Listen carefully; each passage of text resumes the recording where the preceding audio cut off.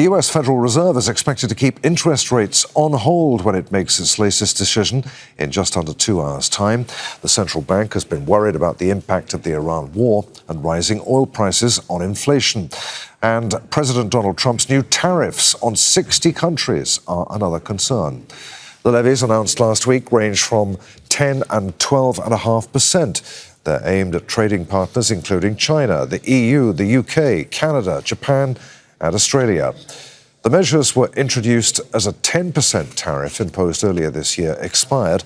The new duties cover almost all US imports. Oil and gas, fertilizer, and certain food items are among the products that are exempted. Joining us now live from the White House is Special Assistant to the United States President Kush Desai.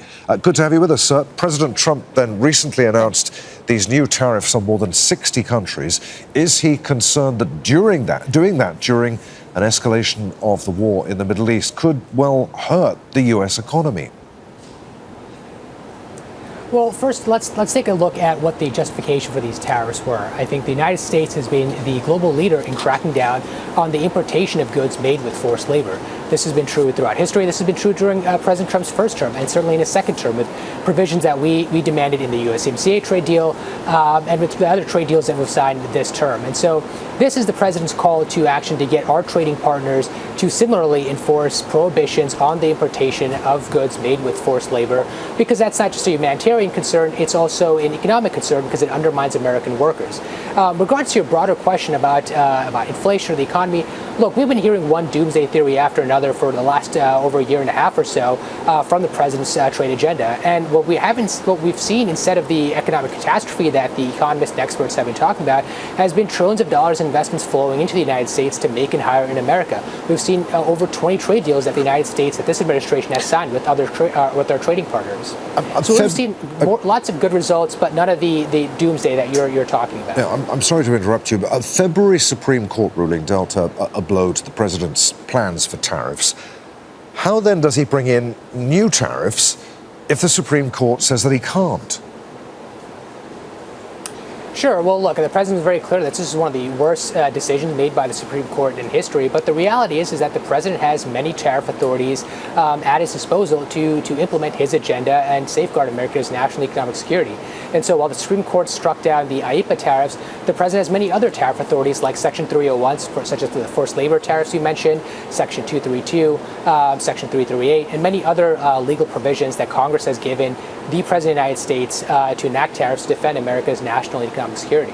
The president recently said that he doesn't care about the relationship with Canada and Mexico after a recent back and forth over tariffs. Why does he feel that way?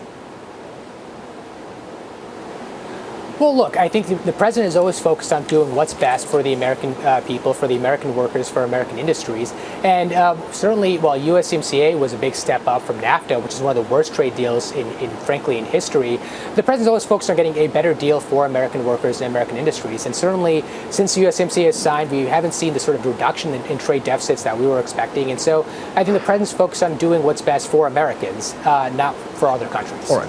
What are you able to tell us about the discussions with Canada that are supposed to take place this week? What's the president's goal in those discussions? Well, let's take a step back. Last year, when the president implemented his reciprocal tariffs on Liberation Day, 2 countries retaliated against the United States. One was China, but the other was Canada. And for the past year, instead of working with the administration to address its discrimination of American goods and made in USA product, Canada's really doubled down and actually increased their discrimination, increased its unfair trade barriers against American goods. And so we're hoping to get a resolution on this for them to get these longstanding trade barriers down, and certainly the new ones that they've put up over the past year. All right, one final question, if we can, sir. Are the tariffs working? Just look at the economic record since President Trump took office. We have seen trillions and trillions of dollars in investment commitments from global industry leaders in key sectors, in manufacturing, in steel, in aluminum, in semiconductors, to make and hire here in the United States. We've seen a dramatic reduction in our goods trade deficit. We've seen robust private sector job growth. We haven't seen these doomsday prophesizing about runaway inflation or a recession or anything like that. But we have seen real tangible results in the American economy. And we're confident that as this economic agenda continues, we'll see more and more positive results for the American people. Good to talk to you. So many thanks indeed for being with us. Kush Desai there, the Special Assistant to the United States President. Thanks for having me.